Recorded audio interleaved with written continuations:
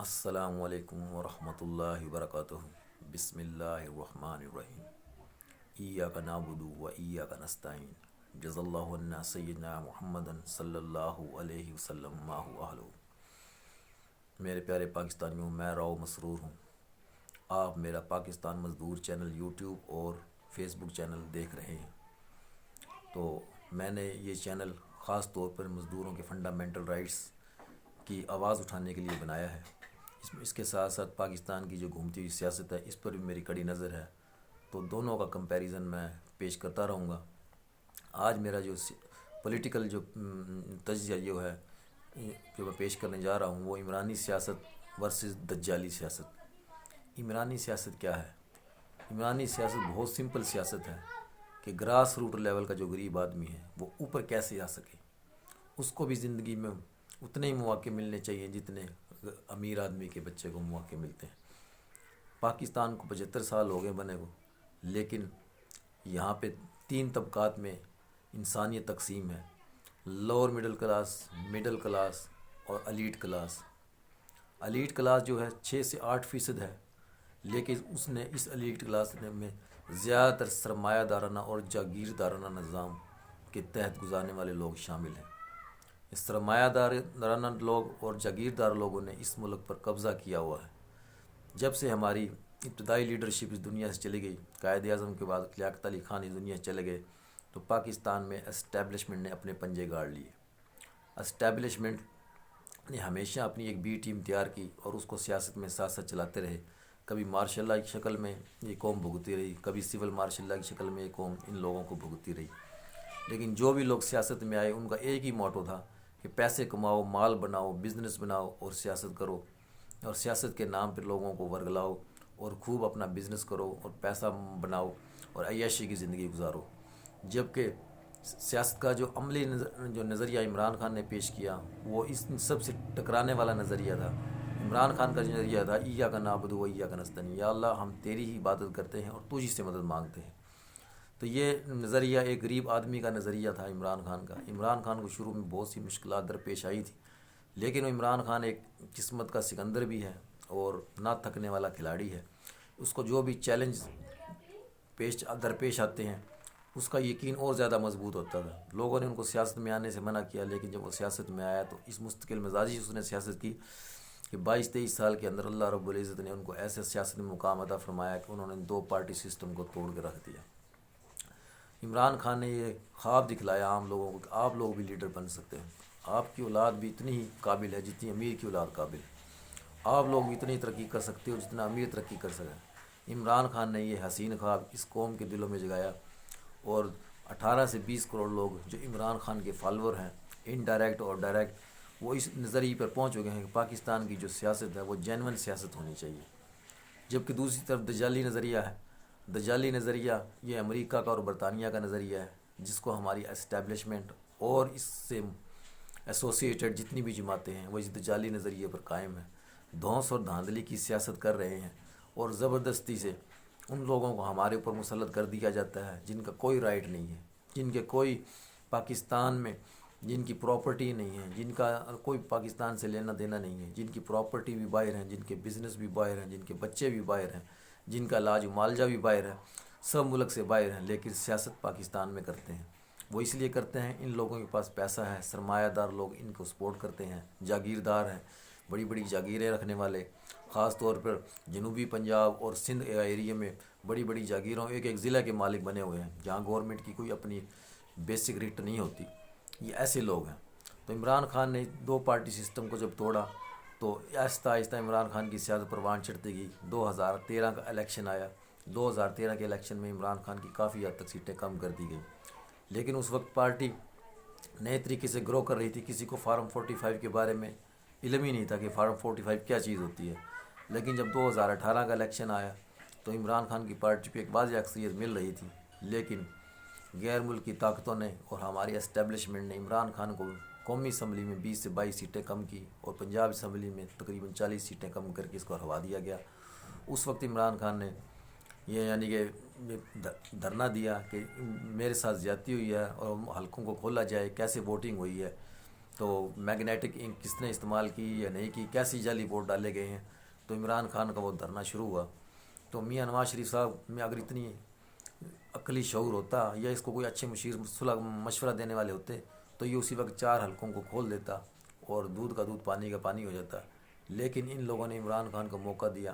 عمران خان نے 126 دن کا جو دھرنا دیا، اس دھرنے میں عمران خان کا پازیٹیو پہلو یہ اجاگر ہوا کہ اس نے پوری قوم کو اویئرنیس پیدا کر دی، پوری قوم کو آگاہ کر دیا کہ ان لوگوں کا چٹا کھول کر سامنے رکھ دیا. اور عمران خان نے آئندہ اپنی 20 سالوں کی انتخابی مہم 120 دن کے یا 26 دن کے دھرنے میں مکمل کر لی. یہ میاں نواز شریف صاحب تھے جس کو کسی نے عقلی طور پر کوئی مشورہ نہیں دیا کہ آپ جائیں عمران خان کے پاس اور 4 حلقے کھول دیں، اس میں ڈیسائیڈ کر لیں، اگر جو کچھ بھی ہوا ہے اس پر ہم ایگری کرتے ہیں اور آئندہ انشاءاللہ اچھا الیکشن کروائیں گے. لیکن جب عمران خان کی حکومت آئی، انہوں نے آٹومیٹک ووٹنگ مشین کا انٹروڈیوس کرانے کی کوشش کی، لیکن یہ مقتدر حلقوں جو ڈوریاں ہلاتے ہیں پیچھے بیٹھ کے، ان کو یہ قابل قبول نہیں تھی. ان کو پتہ تھا کہ اوورسیز پاکستانی تقریباً 90 لاکھ کے قریب ہیں، وہ سارے گیم چینجر ثابت ہوں گے اور وہ اس الیکشن میں پاکستان تحریک انصاف کو کلین سویپ کر دیں گے. لیکن حالات جیسے ہی آئے، 9 مئی کا واقعہ ہو گیا. ان دجالی قوتوں نے 9 مئی کا واقعہ ایک رنگ دے کر ڈال دیا تھا تحریک انصاف پر. حالانکہ عمران خان نے کبھی بھی کسی کو گملہ توڑنے تک کی بھی تلقین نہیں کی. اس نے کہا جو کچھ ہے پراپرٹی ہے، یہ ملک کی ہے، یہ ہمارے ملک کی ہے، یہ ہمارے ٹیکس سے پیسے سے بنی ہوئی ہے. لیکن لوگوں میں اویئرنیس کم تھی اور ان دجالی طاقتوں نے وہ جو 9 مئی پلان کیا ہوا تھا ان کے ساتھ عام معصوم لوگ بھی شامل ہو گئے اور جس کی وجہ سے یہ انسیڈنٹ پیش آیا. میں آج بھی کہتا ہوں جس کمینے نے بھی یہ ڈیزائن کیا 9 مئی کا واقعہ، اس کو کڑی سزا ملنی چاہیے. لیکن وقت گزرنے کے ساتھ ساتھ حالات نے ثابت کر دیا کہ عمران خان نے جو سائفر ہوا میں لہرایا تھا وہ اصل تھا اور اسپیکر کی جو رولنگ تھی قاسم سوری کی وہ آئینی تھی. لیکن اس وقت کہ چیف جسٹس عمر عطا بندیال کو یہ توفیق ہی نہ ہوئی کہ اس سائفر کو پڑھ لیتے. جب سائفر آپ کے پاس پہنچا دیا گیا تھا تو عمر عطا بندیال صاحب کا یہ کام بنتا تھا کہ ملک کے اندر مداخلت اور سازش ہو رہی ہے، میں کیوں نہ اس کو سٹڈی کروں، کیوں نہ اس کی حقیقت تک پہنچوں. اور اسپیکر کی رولنگ آئی نہیں تھی. اگر وہ اسمبلیاں ٹوٹ جاتی اور بر وقت الیکشن ہوتے تو پاکستان اس بحران سے 2-4 نہ ہوتا جو آج 2-4 ہے. اس کے ساتھ ہی پھر ہم پر امپورٹڈ حکومت مسلط کر دی گئی. دجالی طاقتیں مل کر اکٹھی ہو گئی اور ایک امپورٹڈ حکومت کے نام پر 16 ماہ میں اس ملک کے ساتھ جو زیادتی کی گئی، اس کے جی ڈی پی کو جو نقصان پہنچایا گیا، اس کی معاشی کنڈیشن کو جو نیچے ٹرکل ڈاؤن کر گئی فوراً، اور جو ٹیکسٹائل انڈسٹری کو جو بوسٹ ملا تھا عمران خان کے دور میں وہ بالکل اس کی گرو یعنی کہ نیچے ہوتی چلی گئی. اور وقت گزرنے کے ساتھ ساتھ حالات بدلتے رہے اور پاکستان کا یعنی کہ جی ڈی پی مائنس میں چلا گیا. اور ان لوگوں نے اتنی مہنگائی کی جس مہنگائی کے نام پر انہوں نے حکومت تبدیل کی تھی، اس مہنگائی کو انہوں نے ٹرپل بڑھا دیا. تو میری ارباب اختیار سے گزارش ہے کہ پاکستان کا بادشاہ طبقہ سمجھ چکا ہے، پاکستان کے ووٹروں کی عزت کو ووٹ دیا جائے اور ووٹروں کی عزت کو سراہایا جائے. جس نے بھی پارٹی کا ووٹ دیا ہے، جس پارٹی کو بھی دیا ہے، اس کے امیدوار کو یعنی کہ جتوایا جائے. فارم 45 کے مطابق سارے رزلٹ کو ترتیب دیا جائے تاکہ پاکستان میں ہیجانی کیفیت ہے اس سے یعنی کہ خلاصی ہو. لیکن ایک مرتبہ پھر امپورٹڈ حکومت پارٹ 2 پاکستان پر مسلط کیا جا رہا ہے. انہی کارتوسوں کو دوبارہ چلانے کی کوشش کی جا رہی ہے جو پہلے ناکام ہو چکے ہیں. پاکستان کی ترقی اسی میں ہے کہ یہاں صاف اور شفاف الیکشن جب ہو چکا تھا، ایک جماعت کو واضح اکثریت مل گئی تھی، تمام رکاوٹوں کے باوجود وہ جماعت جیتی اور اس جماعت نے ثابت کر دیا کہ ہم عوام کے دلوں میں رہتے ہیں. لیکن ارباب اختیار کو یہ منظور نہیں تھا، تو ارباب اختیار نے رزلٹوں کو تبدیل کروایا، زبردستی تبدیل کروایا، ہماری بیوروکریسی استعمال ہوئی. میں ان تمام D C Os R Os کو کہتا ہوں کہ اگر آپ لوگوں میں ذرا سی بھی غیرت ہے، جس نے بھی یہ 2 نمبری کی ہے وہ ریزائن کرتا اور فوراً اپنی سروس کو سٹیپ ڈاؤن کر دیتا، تاکہ آنے والے لوگوں کے سامنے پتہ چلتا کہ یہ ایماندار افسر تھا، اس نے ایمانداری سے کام کیا اور اس نے اصولوں پر کوئی سمجھوتا نہیں کیا. اس سے ریگنگ کروائی گئی لیکن اس نے اپنی جاب چھوڑ دی. لیکن زیادہ تر ڈی سی حضرات اور کمشنر حضرات ابھی تک اپنی سیٹوں پر بیٹھے ہیں جنہوں نے یعنی کہ رزلٹوں کو مینیپولیٹ کیا اور اوریجنل رزلٹوں کو یعنی کہ خراب کیا، اور جس پارٹی کی اکثریت تھی اس کو اقلیت میں بدلنے کی بھرپور کوشش کی. لیکن یہ داغ تو ان کے اوپر لگ گیا. اور جب تک یہ اسمبلی ہے، میں نہیں سمجھتا کہ یہ اسمبلی اپنی مدت پوری کرے گی، کیونکہ پورے پاکستان میں انسرٹنٹی کی صورتحال ہے. پاکستان کو ورلڈ بینک قرضہ دینے کے لیے تیار نہیں ہے. ورلڈ بینک گارنٹیاں مانگ رہا ہے کہ پہلے جو 2 قسطیں گئی وہ کہاں خرچ کی. شہباز شریف نے جب دوسری دفعہ قرضہ لیا تو اس نے تمام اپنی رقم کو اے سی ڈی سی زراعت کو ویگو ڈالے اور پراڈو گاڑیوں خرید کر دی تاکہ الیکشن کے دنوں میں ہمارے کام آ سکے. ہمارے چیف جسٹس آف پاکستان نے بھی کوئی پازیٹیو رول ادا نہیں کیا. وہ ابھی تک سو رہے ہیں اور پتہ نہیں کب تک سوئیں گے. اور chief election commissioner of Pakistan نے بھی بڑا نیگیٹو رول ادا کیا ہے. کیا آپ لوگوں نے عوام کے ٹیکس کے پیسے سے سیلری نہیں لی؟ کیا آپ لوگوں کو نہیں چاہیے تھا کہ حق حلال کی روزی کمائیں، اپنے بچوں کو کمائیں؟ کیا آپ ہمیشہ کے لیے اپنے بچوں کو اس سوسائٹی میں رسوا رکھیں گے؟ کوئی بھی آپ کے بچوں کی عزت نہیں کرے گا اور آپ کے بچے ایک دن آپ لوگوں کو بہت برا بھلا کہیں گے. کیا آپ اس دن سمجھیں گے؟ تو میں چیف جسٹس آف پاکستان قاضی فائز عیسیٰ سے کہتا ہوں اور ریکویسٹ کرتا ہوں کہ آپ پلیز سو موٹو ایکشن لیجیے. آپ بہت دیر کر رہے ہیں اس بارے میں.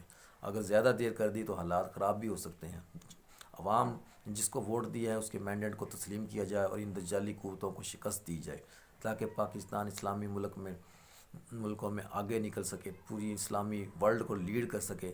اور ہمیں ایک ایسا لیڈر ابھی میسر ہے جس پر یعنی کہ فارن افیئرز بالکل یعنی کہ اس کی سپورٹ میں ہیں. فارن کنٹریز اس کی ایمانداری اور ٹرسٹ پر بھروسہ کرتے ہیں. تب جا کے یہ IMF پروگرام پاکستان کو ملے گا. تو میری یہ اللہ سے دعا ہے کہ یا اللہ ہمیں ایک جینون ڈیموکریسی ہمیں عطا فرما. تمام جماعتیں جتنی پولیٹیکل سیاسی جماعتیں ان کو ایک پلیٹ فارم پہ اکٹھا کر کے توبہ کرنے کی توفیق عطا فرما. یہ جینون پالیٹکس کریں اور کوئی بھی اسٹیبلشمنٹ کی وہ بی ٹیم بن کے رول ادا نہ کرے تاکہ پاکستان میں حقیقی جمہوریت پروان چڑھ سکے. پاکستان میں خلافت راشدہ کا دوبارہ دور زندہ ہو سکے. امیر اور غریب کے ساتھ انصاف ہو سکے اور ہر اس بندے کے ساتھ انصاف ہو سکے جس کے گھر کا 2 وقت کا چولہا جلنا مشکل ہے، تاکہ وہ بھی یہ محسوس کر سکے کہ پاکستان میں کوئی یعنی جو حکمران ہے خدا ترس حکمران ہے اور عام لوگوں کا خیال کرنے والا ہے. تو آج کے لیے صرف اتنا ہی. آپ لوگوں کو سننے کا بہت بہت شکریہ. السلام علیکم ورحمۃ اللہ وبرکاتہ.